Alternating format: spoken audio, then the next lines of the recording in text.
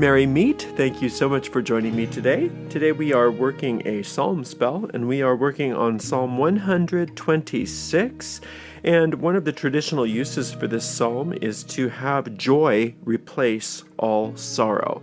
So wherever there was sorrow, we want it to be replaced with joy.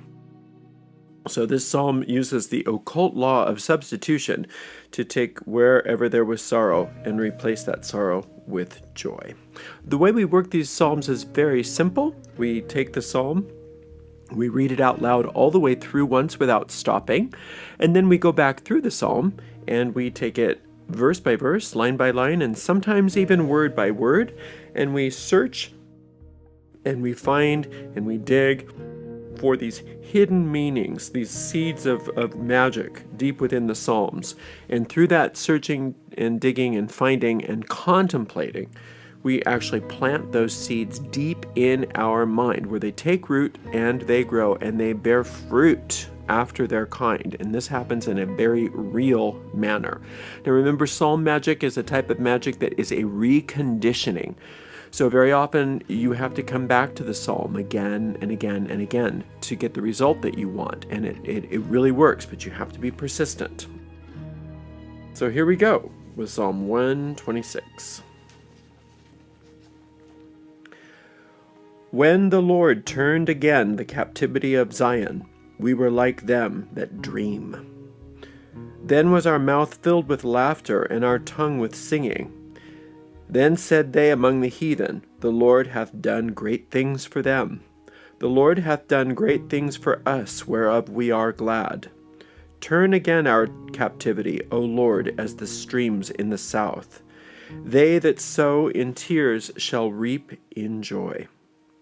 He that goeth forth and weepeth, bearing precious seed, shall doubtless come again with rejoicing, and bring his sheaves with him. All right, so now all we're going to do is we're going to work this by taking one little verse at a time.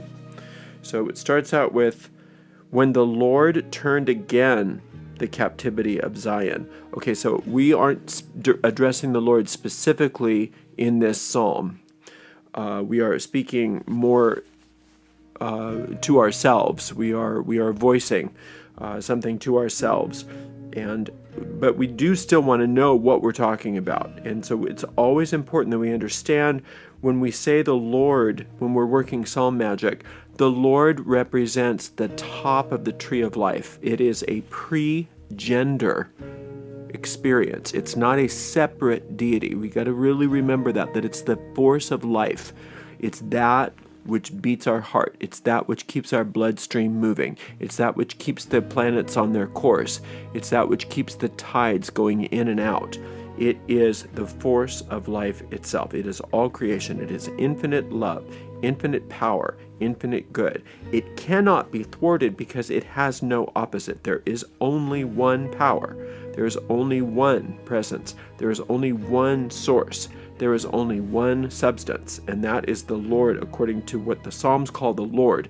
That is what it is. So if you want to think of it more like the Force in Star Wars, that makes more sense than some deity, okay? So remember that this force cannot be thwarted. It cannot be opposed. So that when we align ourselves with this force through these Psalms, that is the magic of these Psalms, in that when we are one with this force, we are a majority, so that nothing can oppose us.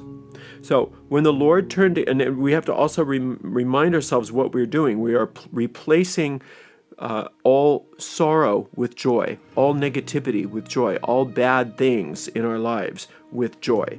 And that's the goal of this magic. Okay, so again, when the Lord turned again the captivity of Zion, we were like them that dream. Okay, so the captivity of Zion. Zion is that exalted place within our mind. It is the highest temple within our mind. It is that place wherein we are created as God created us, not as we perceive ourselves to be as individual egos. So the captivity of Zion is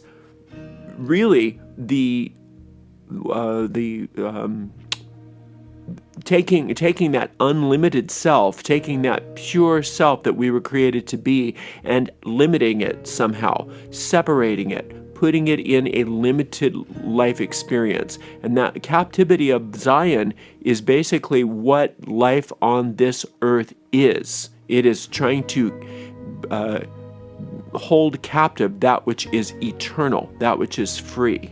Okay, so the Lord turned again the captivity of Zion, and we were like them that dream.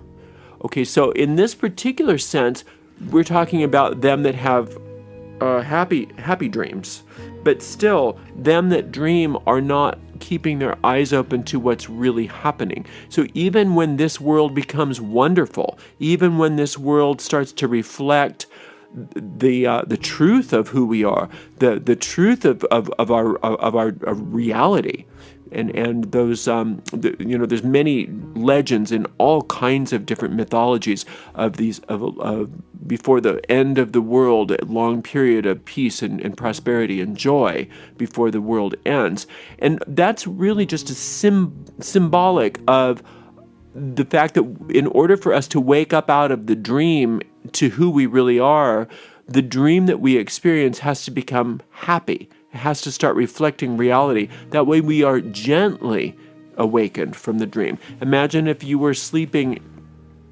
as a baby and you were having a nightmare and you were sleeping in your bassinet. Your mother wouldn't come along, a loving mother at least, would not come along and say, wake up, smack, smack, smack. Get up. Don't have that bad dream, because that would make it worse, right?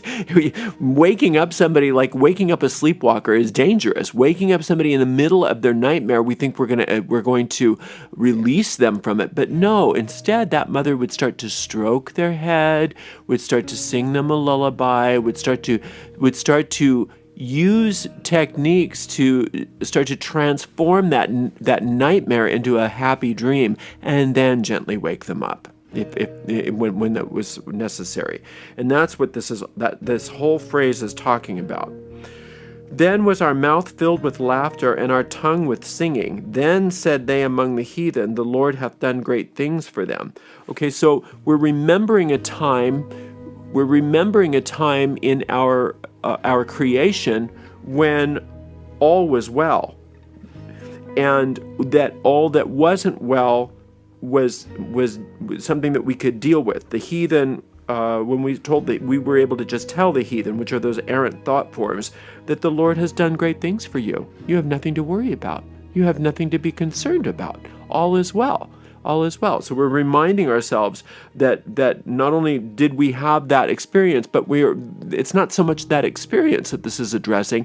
It's reminding ourselves that we have the ability to get to that experience. We have the ability to get to that happy dream.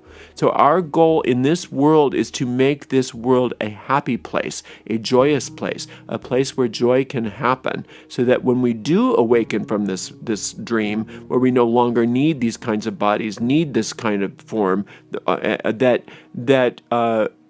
we're doing it through joy. We're doing it because we're waking up gently and effectively, not because that we're trying to abolish or destroy the dream. The Lord hath done great things for us, whereof we are glad. Now that is probably something that you could take that one phrase and write it on a Post-it or memorize it or something, so that you could keep throughout the day. Anytime you're confronted with things that are not joyous, you say, the Lord hath done great things for us, whereof we are glad. So when we're looking at non-joyous experiences, I can guarantee you that we are forgetting that the Lord has done great things for us, whereof we are glad. We're glad for the beauty in our lives. We're glad for the great things in our lives, but we turn off our mind to those kinds of things any time that we're focused on the problems and the non-joyous experiences of the world. It's as if they don't even exist. And from our point of view, if you turn on the news, the news is a great way to look at that. It's like whatever you focus on, you turn everything else off. Usually on the news is just a microcosm of how we use our own minds.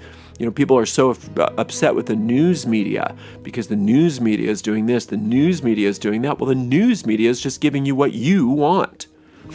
The news media is just doing its job. If what you wanted was good news, believe me, the news media would be full of good news, finding good news for you, because that would be what would be selling their advertising. They're giving us what we want. So the news media is a great microcosm for looking at how, when we are focused on all the bad news, we turn off our minds to everything else. We turn off our minds to all of our blessings. So when we're doing that, when we notice we're doing that, and we say to ourselves something to the effect of, at least, the Lord hath done great things for us, whereof we are glad, then we turn that around right away. Turn again our captivity, O Lord, as the streams in the south. So we're just saying, so we know that this force cannot be opposed. We know this force has all power to turn things around for us. It can turn it around if we let it, if we but let it. They that sow in tears shall reap in joy. So again, this is the occult law of substitution. Where there was sorrow, there is joy. Where there was poverty, there is prosperity. Where there was sickness, there is health. Where there was conflict, there is compassion, there is resolution, right? Where there was cruelty, there is kindness. So they that sow in tears shall reap in joy.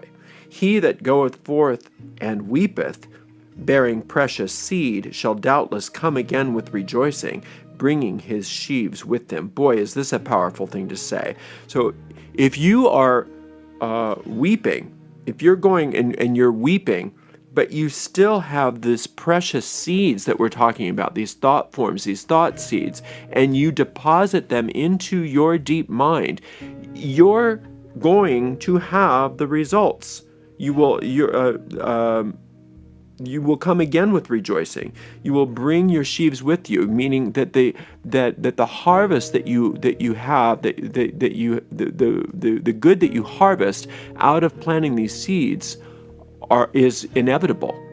So don't worry if you're not there yet. Don't worry that you've got sorrow. Don't worry that you've got problems. Don't worry that things aren't perfect in your life. Don't worry about that. What you have to focus on is planting the seeds. You can plant seeds while isn't it nice to know that you don't have to be all perfect before you come and do a spell like this? No, you don't wait to be perfect and then do the spell. You do the spell so that you can get through whatever it is that you're going through. So these seeds will work for you regardless of what state you're in when you come to them. And that's really, really good news. All right, so this is how you work this psalm. You just keep coming back to it again and again if you need to, until you have joy replacing all sorrow, that you have prosperity replacing all poverty, that you have health replacing all sickness, that you have good replacing all darkness. Thank you so much for being with me. I cannot wait to work with you again. And until that time, blessed be.